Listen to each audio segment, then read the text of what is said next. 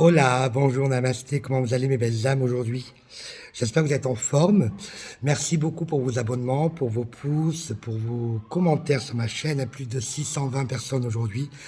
La chaîne évolue de plus en plus, donc je vois que ce que je vous raconte sur le parcours, le processus, le mécanisme, ça vous parle. Donc je tiens à vous dire une grande gratitude à tous.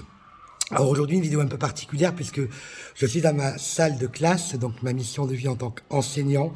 Ça fait 2 jours que cette vidéo me tient à cœur de pouvoir vous la faire. Je vais vous la faire déjà en 2 parties. Première partie pour vous raconter une expérience qui m'est arrivée sur mon parcours et qui m'a appris beaucoup de choses de la part de l'univers. Et une deuxième partie qui aura pour thème les grands défis du runner et du chaser sur les parcours sacrés. Ok, est-ce que nous sommes pilotés par la source? Voilà la thématique d'aujourd'hui. Alors, que m'est-il arrivé d'intéressant ce week-end?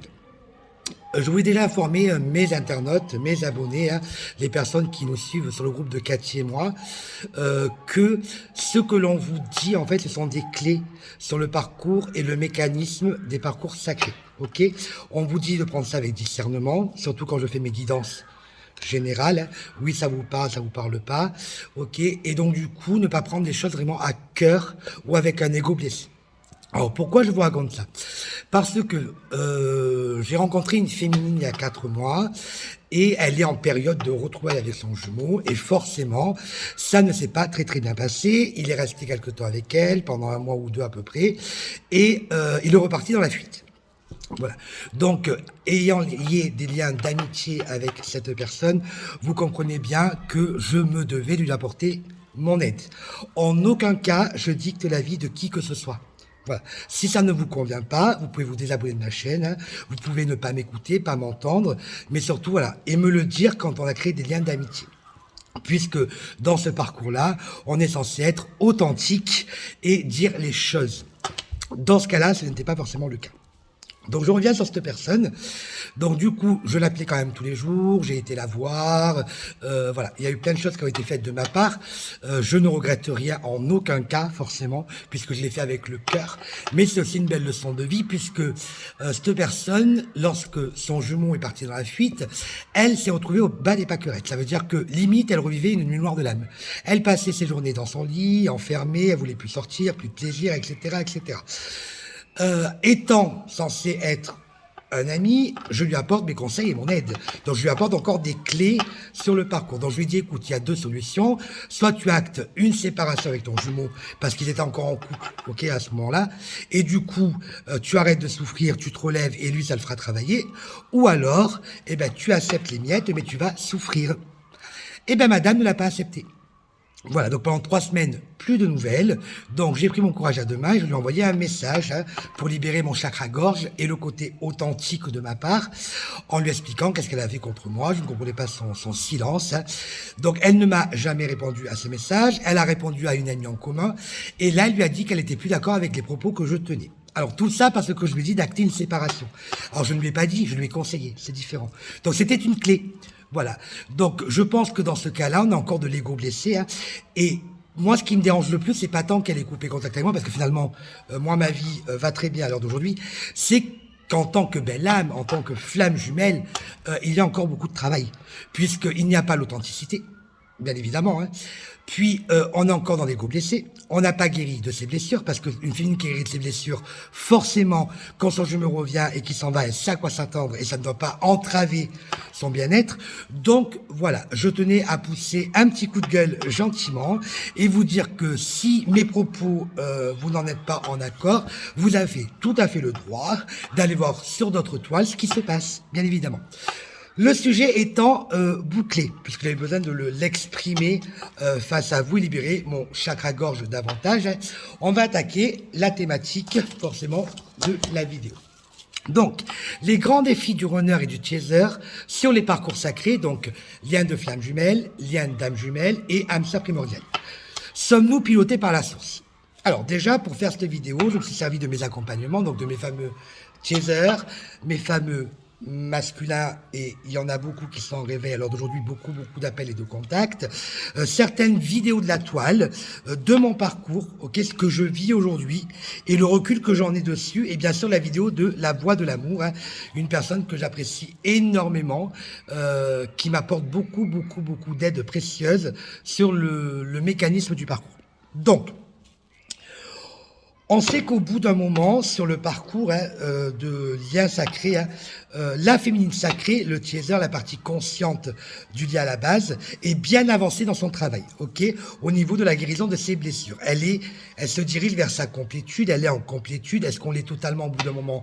Je ne sais pas. En tout cas, on a un bien-être, ok, et plus rien n'entrave autour de nous le bien-être que l'on a acquis. Je pense, comme la plupart des personnes que j'accompagne dans le parcours Flamme Jumelle ou lien de Dame Jumelle, que nous sommes pilotés par la source. Ça, c'est ma propre vérité. Apprendre le discernement, c'est que moi, ce que je peux constater. Ok, on peut être piloté de manière consciente ou inconsciente chez les deux polarités. Parce qu'en première partie du parcours, il faut savoir que c'est le masculin, ok, qui est guidé par la source pour que la féminine, elle, se mette au travail, qu'elle travaille sur ses blessures. Donc inconsciemment, il va entrer dans la partie déni, ok, pour que nous, on puisse tomber dans la nuit noire de l'âme et enclencher le processus de guérison. Dans la deuxième partie du parcours, c'est le teaser, ok, qui est guidé par la source pour accompagner le runner dans sa guérison. Ok, mais du coup, lui, il n'est pas conscient, donc tout est fait de manière inconsciente et c'est pas évident pour lui, le pauvre. Alors pourquoi? Pour cheminer, nous mettre face à nos propres blessures, nos propres peurs, avancer, s'élever spirituellement et gagner en puissance. Ok, je vous rappelle que nous sommes des êtres de lumière et que nous avons pour mission première de rayonner la lumière sur la planète qui part de plus en plus mal. Alors, nous les féminines, nous avons des défis à relever. Ok, ainsi que nos masculins sacrés, bien évidemment.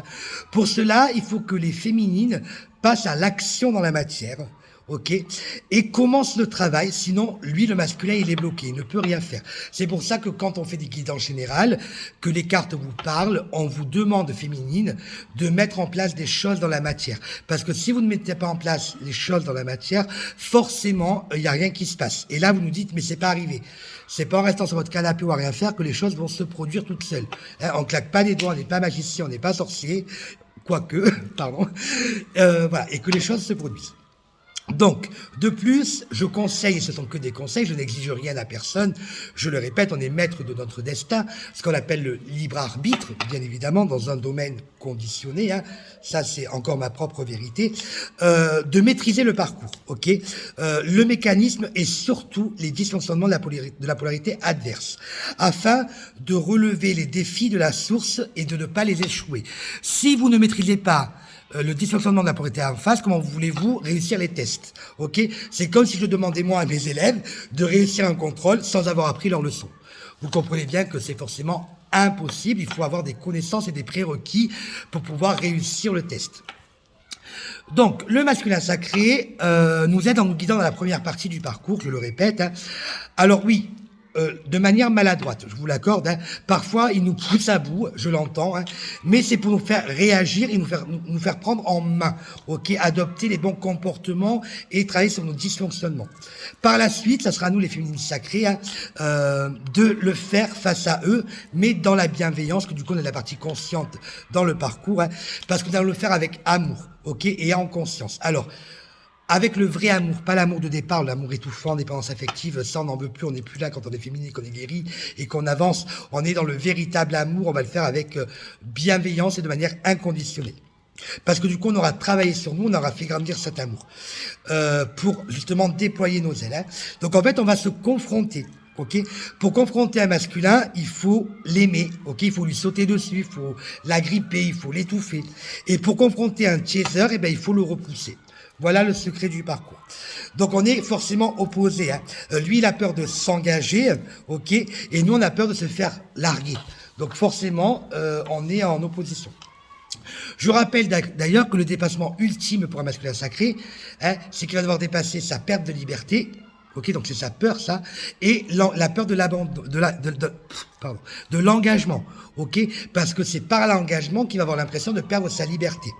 Je rappelle que l'ennemi numéro 1 chez nos masculins sacrés tout le long du parcours, c'est l'ego. Hein. Surtout, même si le runner est en réunion, ok, l'ego est toujours là, mais il est beaucoup plus apaisé, bien évidemment. Donc, il a la peur aussi de la perte du contrôle de ses émotions. Ok, donc du coup, qu'est-ce qu'il va faire pour éviter cela? Il va inventer des excuses. Ok, non, je préfère pas m'engager, il n'est pas encore temps. Mais tu sais, je t'aime pas, on est plutôt amis, on s'entend bien. Mais toi y a ci, toi y a ça. Donc on s'invente un peu des mascarades. Ça, c'est l'ego hein, qui le met en place. Je rappelle que l'ego est là pour justement, alors comment dire ça?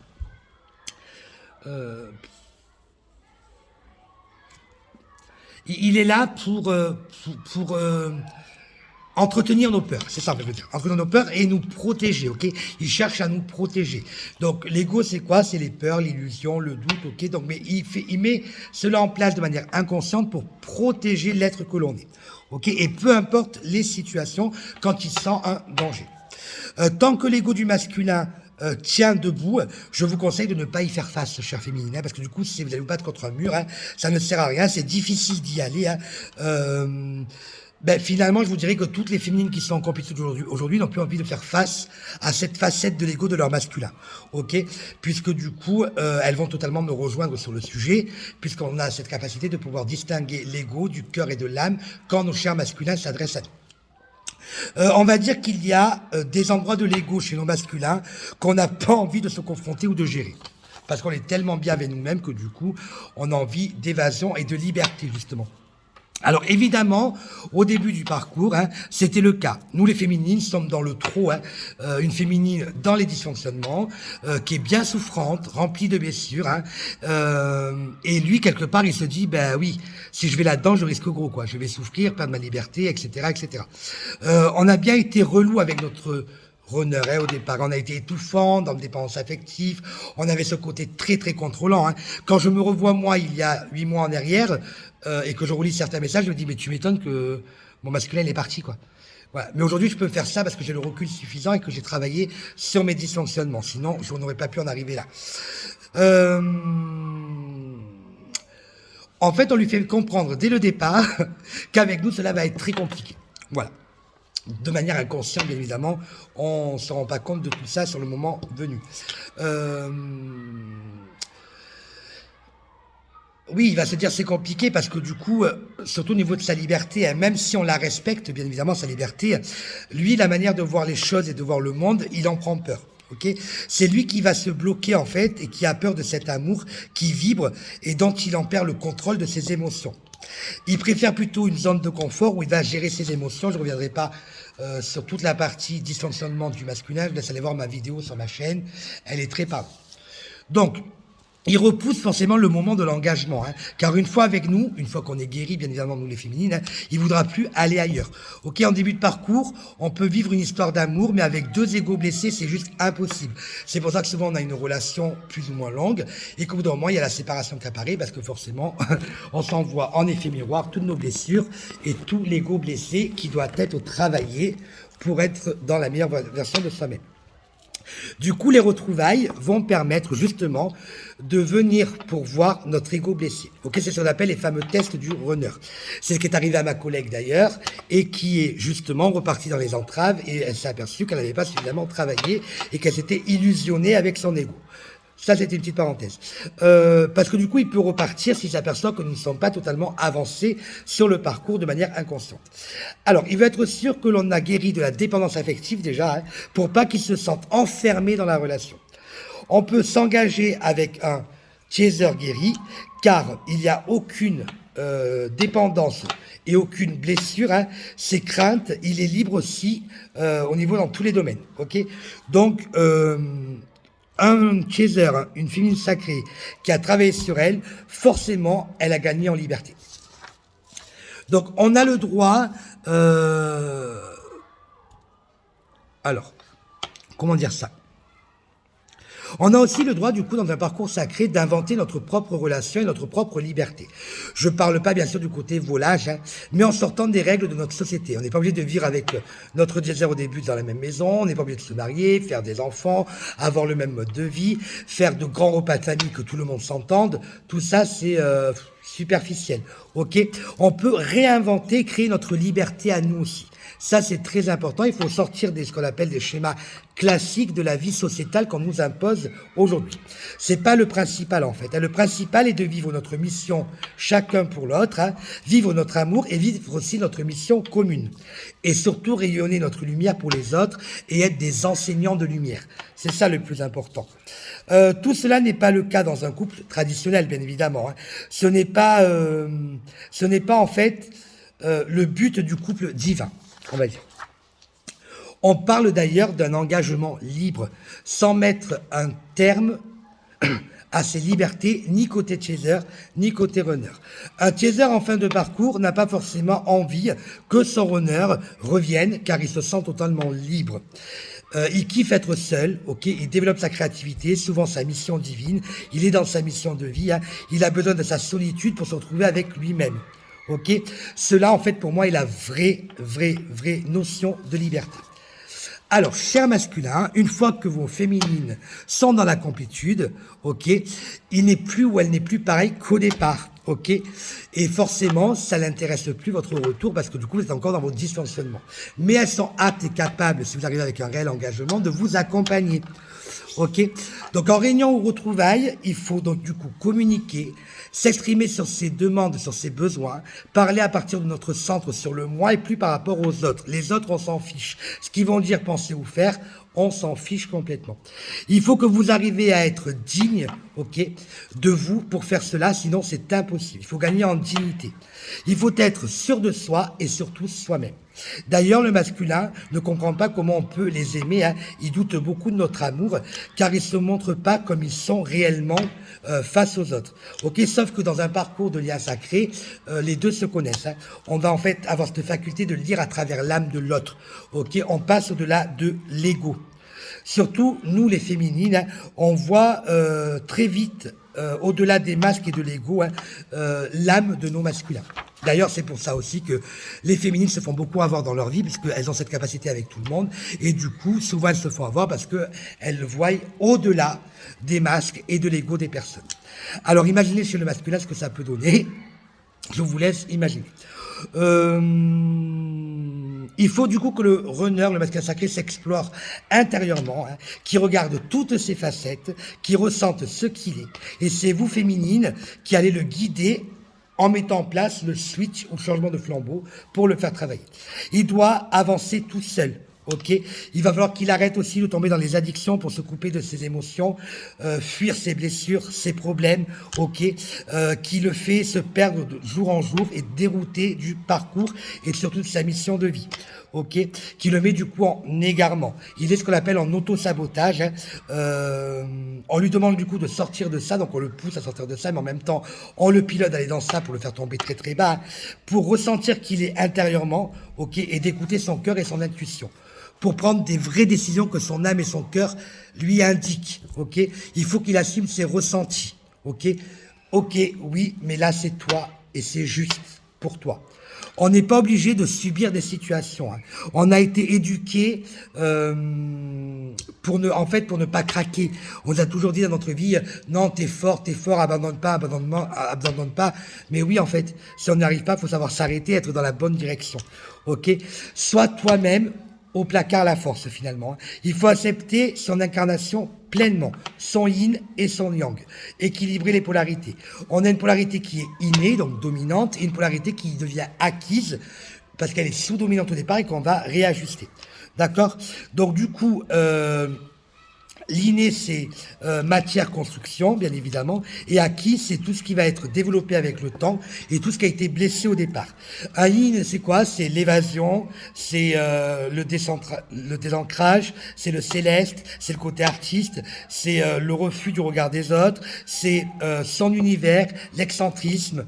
Voilà quelques exemples d'un yin. Et un yang, c'est l'ancrage, l'action, la 3D, le côté cartésien, etc., etc., etc. Voilà mes belles âmes, j'espère que cette vidéo vous aura apporté des réponses à vos questions. N'oubliez pas que la victoire est au bout du chemin, à condition qu'on s'en donne les moyens. Bisous, bisous.